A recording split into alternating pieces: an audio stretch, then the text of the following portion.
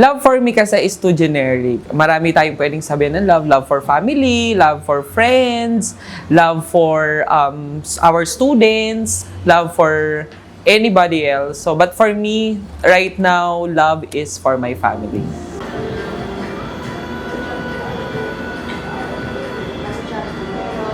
Hello po, I'm Eugene Basihan, first year education student. Currently in a relationship and I'm studying po sa Jose Abad po, Aureliano Jose Abad. Hi, I am Sherwin Punla, the Dean for Student Affairs, and I am in a relationship. So, hi, I am Andrea Alison Ramirez and I'm 18 po in a relationship and I'm from Jose Rizal Campus po, BSBA student. I'm Magkuro Rachel Andy. I'm 19 years old, single po. And I'm from Jose Rizal Campus, Alabon. Hi, I'm Mika Flores, single and an alumni of Arellano University and currently the GCOM point person for sports. Hi, my name is Angelica Janay Sachan. I am 18 years old and I am single po. I came from Jose Rizal Campus and I am ABS-BA Marketing Management. I'm Monica Soliva and I am single. I'm from Andres Bonifacio Campus and I'm taking tourism management course. Love, actually, general naman siya. We can feel it sa family, sa parents, sa friends, and syempre sa kung sino man. Pero, I think for me, love is when you accept yung person wholeheartedly, syempre yung flaws niya, since we are perfectly imperfect. And wala namang perfect when it comes to relationship, pati na rin sa, as individual. I think for me, love is when it hurts but you still want to stay po. Love gives sacrifices. It isn't only for the happiness that you want to feel when you're in a relationship, but you would also feel the pain and the sacrifices as well. Love for me kasi is too generic. Marami tayong pwedeng sabihin ng love. Love for family, love for friends, love for our students, love for anybody else. So, but for me, right now, love is for my family. Para po sa akin yung love, parang ano siya it comes in many forms. Parang, para sa akin yun po yung foundation and root ng lahat ng magagandang bagay na nangyayari, nasasabi, nafe-feel natin. Kumbaga siya po yung reason behind sa lahat ng magagandang bagay na nagagawa natin po. So, para po kasi sa akin, ang love is mahirap po siya i-define since ang perspective ko po sa love is malawak. So, hindi lang naman po kasi siya about sa partner. Pwede rin po siya about sa family, sa friends, or sa passion mo. So, yun po para sa Love for me is a sacrifice and kasi when you're in love, marami kang iti-take ng risk, especially yung time mo, and then as in lahat talaga parang iaalay mo nun. I mean, not totally sacrifice, pero yung number one is yung time, and then number two is yung support as a partner. So, yeah, you need research kasi. We search for support sa ibang tao sometimes. So, we get into relationships and then we make them as our anchor, as our strength. And of course, hindi natin sila gagawing distraction. But instead, gagawin natin silang as a motivation and an inspiration para mag-go through life. Love for me is hindi siya agad-agad nakikita or nabibigay sa isang tao ng madali lang. Kasi love is parang malalim siya, hindi siya hindi siya katulad sa mga, ano ba ito? Nawawala na siya, tropo. Hindi. Hindi. Love is, at the same time, mahirap siya, pero madali din siyang ibigay. Parang ayun yung madali kong maibibigay sa tao, sa kahit sino. Mahahanap mo siya sa kahit saan. Sa animals, sa friends, sa family especially, and sa mga iba pang mga tao, sa mga couples na mga to. Ayun yung love. When it comes to conflicts and arguments sa relationship, hindi natin siya matitignan as like parang as a negative side. Pero depende na rin siguro siya sa situation. Pero para sa akin kasi, I think it as an obstacle and as a challenge para rin mas tumibay yung relationship, and syempre para mas makilala nyo rin yung isa't isa palalo. Since dun kasi matetest yung trust nyo pagdating sa isa't isa, yung understanding din ninyo, and kung paano nyo siya i-handle as a couple and as an individual. Since hindi naman lahat is nasa stage ng honeymoon stage, yung tinatawag na puro kilig lang, ganyan, pero more on a challenge na siya para mapunta kayo sa next step, especially if a long-term relationship. Okay. Next question. Paano mo naman alam if a relationship is worth fighting? A relationship is worth fighting for if both of you are on the same page. And syempre, kapag tanggap nyo rin yung isa't isa and willing kayo magstay para sa isa't isa and para sa relationship ninyo, and you know, yung parang pareho kayo nandun sa point na gusto nyo makasama tong tao na to in a long run, and syempre sa future nyo. Hindi siya dapat tinitake in a wrong way. Kasi kapag nasa relasyon ka, I think normal to feel guilty or angry about something, especially kapag nasa relasyon ka nga. Kapag nag-aaway kayo, hindi niyo dapat tinitake yon in a wrong way, but it's supposed to make your relationship more stronger para mas maramdaman nyo sa isa't isa na mahal nyo yung isa't isa. So how is that done exactly? Pardon? How is that done? Like, sinasabi mo it's supposed to make your relationship stronger. It's supposed to make the relationship more stronger kasi kapag, for example, nagtatalo kayo, tapos like, dapat marunong kayo mag-handle ng isa't isa. Dapat alam nyo kung paano nyo i-handle yung isa't isa para hindi na lumala yung argument as well. Paano mo alam na yung relationship is worth fighting for? I think it's worth fighting for if you know sa sarili nyo at sa isa't isa na mahal nyo yung isa't isa. I mean, you wouldn't be in a relationship in the first place kung hindi nyo alam na worth it siya ipaglaban. Well, in a relationship kasi normal lang naman na may conflict, may mga argument, but at the end of the day, it is important to look these things as a challenge and to look these things as part of the relationship, and sometimes ito kasi yung makakatulong to grow for the relationship para mas lalong mag-strengthen yung bond ng isa't isa. Kasi di yan mawawala yung conflict, yung mga challenges, yung minsan small argument, minsan lumalaki. Pero at the end of the day, it is important to remember why you are on that relationship, and dapat manatili yung love pa rin sa isa't isa. That being said, paano mo alam na yung relationship mo is worth fighting for?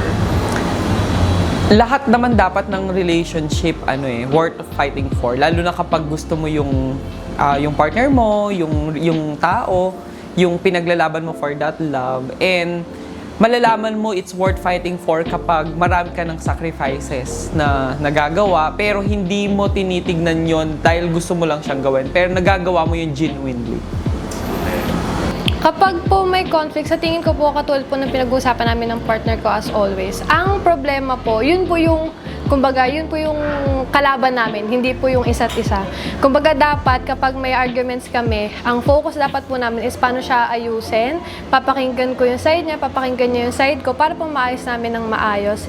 And at the same time po, kailangan i-keep in mind natin na kapag may arguments, kailangan po ang focus natin is yung argument, and hindi po dapat kaming dalawa yung nagtatalo. So dyan, paano mo alam na yung relationship mo is worth fighting for? Masasabi ko po siguro na worth fighting for yung relationship ko kasi yung partner ko po yung parang nagpo-provide ng comfort sa akin since lumaki po ako sa household na medyo hindi po kami ganong open when it comes to emotional things. So siya po yung nakapag-feel safe sa akin na safe po mag-open up. Kumbaga, hindi siya masama na i-let out mo yung mga feelings mo and i-share yung problems mo. Kaya, nasabi ko po na worth fighting for yung relationship ko kasi we're a good bond po. Ganun. For me po kasi, since ako po kasi hindi po ako, aaminin ko pa, hindi po ako open. So, nag-i-struggle po ako makipag-communicate. Pero naniniwala po ako that communication is the key because mas nare-resolve po yung conflict and problems kapag nakikipag-communicate ka sa partner mo. So from that, ma-view mo yung perspective niya, yung perspective mo. So pag nag-communicate po kayo is mare-resolve niyo po yung problem. So that being said, especially since you were in a relationship before, paano mo nalalaman if a relationship is worth fighting for? Siguro po if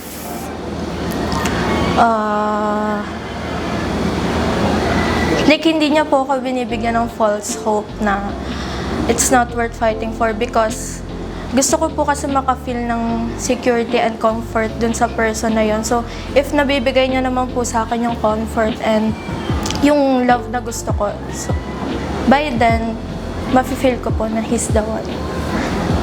Okay. Common yung arguments sa relationship. And pwede natin yon maging lesson in life. So, kasi hindi naman tayo perfect na tao. So, we do mistakes and we learn from them. So, yung mistake na yon, yung argument, doon tayo kukuha ng magiging character development natin. Kung ano ba dapat yung may improve sa love life, kung kasi communication is the first important thing sa love life. So, if may arguments, pag-usapan. And then, ayun nga, like I said kanina, if yung mga mali natin, yun yung kukunin nating lesson. Okay. Yung next question, paano mo malalaman or paano mo masasabi ang relationship is worth fighting for? If a relationship is worth fighting for kapag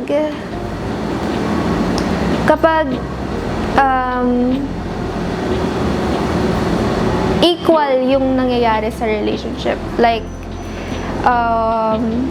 walang mas mababa, walang nagmamataas sa relationship. Both of you find comfort. Even though you guys are fighting, arguing, in time, nahahanapan nyo ng solution. And in the end, you always parang nagiging yung isa't isa is parang it feels like home. Since I've experienced din naman, pero single lang ngayon, paano ko siya hinahandle? Feel ko, communication po talaga. Communication, parang kailangan mataas din yung emotional intelligence ng partner mo para maintindihan yung side nyo parehas. Kailangan ikaw din, mataas din yung emotional intelligence mo para maintindihan mo din kung saan ang gagaling yung partner mo kapag meron kayong problems. Paano mo naman masasabi ang relationship na sabihin natin if ever you get into, is one worth fighting for? Paano ko siya masabi? I feel ko maaano lang siya. Kapag matagal na din kami, tsaka, alam mo yon, yung parang meron na ng spark dun sa tao na yun, tsaka comfortable ka na masyado, parang, siya na yun eh. That is the one. Yes! I believe sa the one. Naniniwala po sa the one. Actually, when it comes sa ideal date, even before, ewan ko, wala akong ideal date. Kasi para sa akin, kahit na kasama ko lang yung isang tao or something, kahit na walang ginagawa or what, it's a date for me. Hindi naman, kasi para sa akin, hindi naman yung date na palagi kang gumagastos or kailangan mong gumastos. Kasi hindi naman siya required or something. It's just that you have to invest the time and effort in a simplest way. Ideal date, I'm not materialistic po kasi. So for me, kung magdi-date kami ng partner ko during this Valentine's Day, I'm fine with walk trip, coffee date. I'm fine with the picnic date. Just a simple date lang po. Simple. Ako, ang ideal date ko is travel. Mahilig talaga ako mag-travel. Kahit saan. Travel, kahit saang lugar yan. Minsan mamundok, minsan pumunta sa dagat. Kahit saan, basta kasama ko siya. Ano lang po, magkasama lang po kami. Meron man kaming ginagawa or wala. Basta kasama ko siya, yun na po yun. That's good. That's everything. Po is siguro mga sponty galas or sa mga parks, cafes, ganon, tas museums. Pero if ano po, ang gusto ko po kasing partner is siya yung nag-i-initiate ng date. So, yun po. You much rather prefer na siya yung mag-plan? Opo, gusto ko po yung nagpaplano na partner. Ayoko po yung ako. So, Okay lang naman ako sa bahay. Like, manood ng movies. Kakain-kain, ganon. And okay lang din naman ako sa outdoors. Like, museum dates, cinema dates, kakain din sa labas. So, okay lang sa akin kahit anong date. is there any Ideal date? Ay, sinearch ko yan sa sa Google. Hindi, parang natagal ko na po ito sinusulat-sulat. Parang mga ideal date ko is yung mga sa parks, sa mga games. Yan, mahilig po akong going out dates. going out dates and games? Any Yes. particular game? Like billiards ba to? Bowling? Hindi, kahit ano, basta maglaro tayo kahit saan. Okay. So, yung spark, hindi talagang siya eh. Pag tumatagal kasi ang dalawa sa relationship, talagang nawawala yung parang more on kilig, ganyan. Kasi mostly sa start lang talaga siya. Pero it's just that you have to be consistent. Kung ano ka nung una, dapat ganun ka pa rin. Pero dapat mas nag-i-improve lang siya. Kasi kapag nawala yung consistency, doon na rin papasok yung iba't ibang problem na syempre mapapa-question din yung bawat isa. And yung yun? Paano may sigurado hindi mawawala? Okay. Tapos, syempre, hindi naman natin mahal mo lagi ang isang tao or yung partner mo sa araw-araw. It's just that kailangan mo lang siyang puliin araw-araw. Actually, normal lang naman po na mawala yung butterfly, especially when you both are having arguments or discussions, etc. But, ayun nga, as I said kanina, you have to know to yourself na mahal mo yung taong yon and it's worth fighting for para hindi mawala yung butterflies nyo sa isa't isa. I mean, you could do something just to make your partner feel the kilig or whatsoever para hindi mawawala. Like giving flowers to your girlfriend, receiving love letters. As a simple girlfriend, as a simple person po kasi, that makes me feel the butterflies po. Ako kasi hindi ako naniniwala dun sa butterfly na yun. Kasi sa akin, kapag nakita mo yung taong mahal mo, ako naniniwala ako na hindi butterfly yung mararamdaman mo or kabe. Naniniwala ako mas yung peace, yung peaceful yung nararamdaman, hindi ka kinakabahan, walang butterfly. Kasi kapag alam mong tama yung tao na yun, peaceful ang mararamdaman mo. Lalo na kapag alam mong yun yung binigay sa'yo ni God. Sa akin po kasi hindi po ako kumbaga iba po yung view ko dun sa butterfly na yun. Kumbaga, para po kasi sa akin, kapag na-feel ko po siya, parang medyo negative feeling, parang unsafe feeling po kapag may butterfly sa stomach. Kasi po, para sa akin, parang ano siya, pagkasama ko po yung partner ko, hindi po ako nakaka-feel ng ganon. Ang mas na-feel ko po is comfort or mas safe po yung feeling ko. Hindi po ako nakaka-feel ng kaba pagkasama ko siya, ganon po. Para po siguro makip siya, kumbaga ano lang po, continuous na pagiging consistent pagdating sa kung ano po yung usual na ginagawa namin. And yung sa sinasabi po nila na to keep the relationship stronger, parang di rin po ako naniniwala dun sa 50-50 na sinasabi nila na dapat sa relationship 50% kay boy, 50% kay girl. Naniniwala po kasi ako na may times po na 20% lang yung kaya ko maibigay, tapos mapupunan niya po yung 80%, tapos kapag naman po siya naman po yung makakapagbigay ng less, ako naman po yung willing na magbigay ng kulang.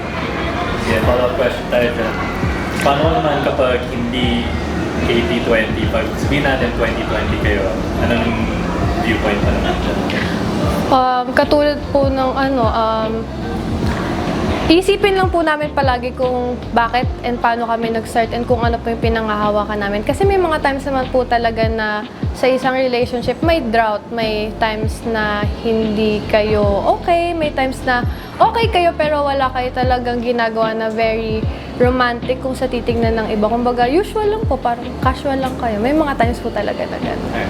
Siguro po, just continue loving each other even if makita nyo yung each other's flaws nyo, and by then, yun. Communicate with them. Know their interests. Kung ano ba yung gusto nilang gawin para, para mabuhay pa rin yung relationship. And, of course, don't forget na you still have to do the things that they love. Feel ko, keep in pa din, communication talaga. Araw-araw talaga kayong, kahit hindi kayo araw-araw nag-uusap basta alam nyo na yun sa puso nyo, alam nyo na yan guys, sa puso nyo na mahal nyo yung isa't isa. Tsaka as long as wala kang naiisip na ibang tao, ayaw mo talaga siyang pagpalit. Siyempre, normal naman yun sa tao na common na yun na hindi ka mag-cheat guys. So kayo mag-cheat mga mag-jowa yan. Uso ba naman cheating po ngayon? Yan, kahit kahit hindi mawawala talaga yung spark kapag alam mo na yun sa puso mo na mahal mo siya. Okay. When it comes to relationship growth, kailangan natin laging alalahanin or we always have to remember na we have a life outside the relationship. We have a life as an individual, hindi lang siya na kayong dalawa lang. So, you just have to support each other and syempre understand each other na we have different lives outside of that specific relationship na kailangan lang natin suportahan ng isa't isa. I think mas secure nyo yung growth as a couple kapag alam nyo sa sarili nyo na nag-move forward kayo. Like, may napapatunguhan yung relationship nyo. Kami kasi ng partner ko, we love to plan businesses. We love to plan together. I think by that, nakikita ko na nag-grow kami as a couple. And as an individual naman, like, we're giving each other personal spaces as well kapag kailangan namin. Like, hindi namin masyadong sinasuffocate yung sarili namin. At nagagawa pa rin namin yung mga bagay na dapat ginagawa pa namin as an individual. It is important sa isang relationship na kahit papaano, meron pa rin kayong self-time. Kumbaga parang you let your partner grow kung ano yung gusto niyang mangyari sa buhay niya, sa career niya, at kailangan suportahan mo siya. But at the end of the day, kailangan may mga compromises na kailangan ma-meet nyo rin yung goal ng relationship ninyo. Kasi syempre, sabi nga 'di ba, you cannot give what you don't have. So dapat it is important na fulfilled siya dun sa career niya, na-reach niya kung ano yung gusto niyang goal, and at the same time, you're leading to your relationship na mas maganda rin yung relationship ninyo, yung career ng bawat isa at kung ano yung gustong kainatnan ng relationship na yun. As of now po kasi, nagtitake po kami ng different paths. Kaming dalawa ng partner ko. Nagpo-pursue po siya as a pilot. Ako naman po is as a marketing student. So, pag ganun po, ang ginagawa po namin dalawa is binibigyan po namin ng isa't isa ng me time. Para po may time na nagagawa niya po yung mga gusto niya para ma-fulfill po yung satisfaction para sa sarili niya. Kunyari po, katulad po, billiards player din po kasi siya.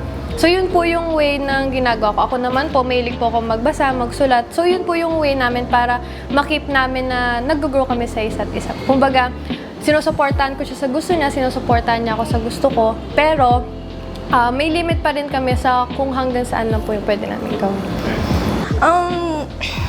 Siguro, in order to grow in a relationship is to continue on communicating and being faithful, since sa ngayon po is uso nga naman yung cheating issues, and for an individual naman po is siguro to respect each other's time. If kung ano man yung goals ng partner mo, support mo siya, and as well as you support kanya, gano'n. So, ang growth, as a couple, parehas kayong may development, parehas kayong nagsa-success. Hindi dapat walang ano yun? Wala. Okay, so how can you ensure parang mas sigurado ang growth nyo as a couple Ayan, growth. and growth as individuals? So, ayun nga, it applies to as a couple and then as individuals na you both get successful in life, and then yung growth nyo is hindi nyo parang hinihila yung isa't isa pababa. Like, hindi nyo nagiging reason yung isa't isa para mag-fail in life. Bali, ginagawa nyo inspiration yung isa't isa to build a future together for your relationship and for yourself. And growth nyo as individuals? Yun, okay. As a couple, feel ko, kasi parang hindi siya suitable sa akin yung question talaga kasi I'm focusing on myself. Pero kung feel ko, syempre quality time pa din, mahalaga pa din po yung quality time. Hindi, parang mawawala, doon mo masasabi nawawala yung spark nyo kapag hindi kayo nagkikita. Linggo na kayong hindi nagkikita, doon mo yun na, mimiss ko na yung baby ko. Pero, nagchichismisan kasi kayo eh. Ano po yung question? So, pinag-usapan mo growth as couple. Growth, yung growth Paano po. naman as individuals? As individual naman, syempre, focus ka pa din sa mga hobbies mo, yung mga lagi mo pa rin siyang ginagawa kahit nung single ka. Syempre, continue mo pa rin siya kahit in relationship ka. Continue what you're doing. You're doing good. Okay, so for those people who wants to pursue someone, just take the risk kasi you'll never know naman kung ano yung mangyayari or what. Pero if you really want to get a hold of that person, dapat gawin mo lang kung anong gusto mong gawin. Just try your best. Wala namang mawawala or anything. You just have to be yourself and take the courage para i-ask yung person na yun. Para naman sa mga taong gustong magmahal, always know kapag nagmahal kayo, hindi siya laging masaya. You have to experience the pain, you have to experience the suffer. Pero if you love the person,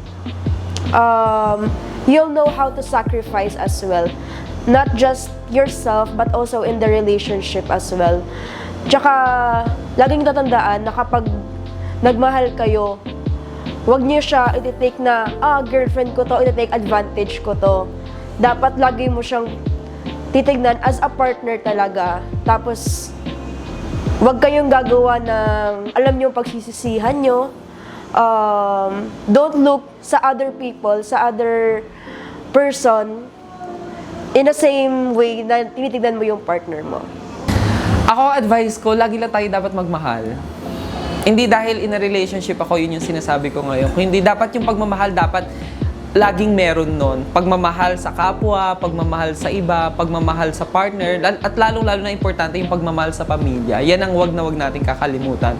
Maraming challenges yung buhay. Maraming, maaring yung iba single ngayon kasi hindi pa ito yung time.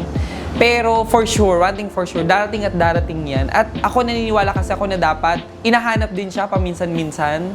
Kasi hindi naman yan basta-basta lang darating. Hindi yan basta-basta magmamagic na lang na meron. Dapat nag-i-effort ka din. Pero ang pinaka-importante, dapat mahal na mahal mo muna yung sarili mo.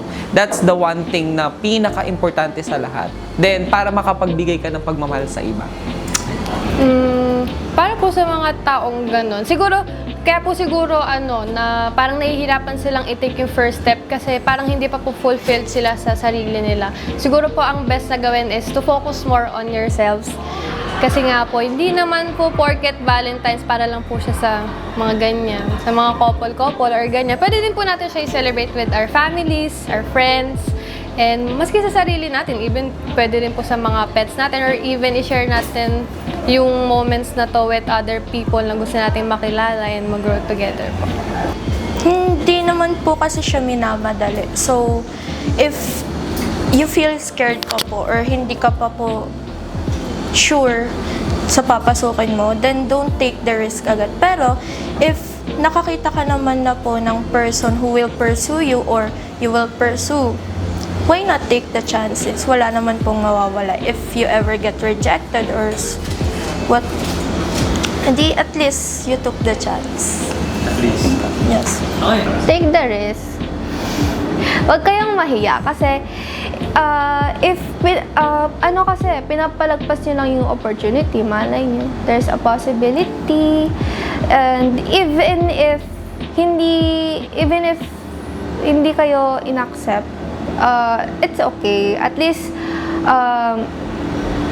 aware kayo na hindi ko pa rin sabihin na hindi nila gusto. Wait, parang alam nila agad na ayun nga, there's still another person waiting for them. Feel ko kung hindi ka sure sa ipapursue mo or sa person na yun, kung hindi pa naman talaga kayo dikit, huwag mo muna siya i-pursue. Hindi, pero kapag sure ka naman na ma-reciprocate yung feelings mo, ganon, take that chance, grab that chance. Confess ka na, tropa. Hi kay Love. Kinilig. Hindi. Hi sa'yo. So, ingat ka dyan palagi. Shout out sa Digicom and Digicom family in general na yun, pati na rin yung mga bosses. Shout out pala sa mga friends ko. Kasi I'll be celebrating Valentine's with them.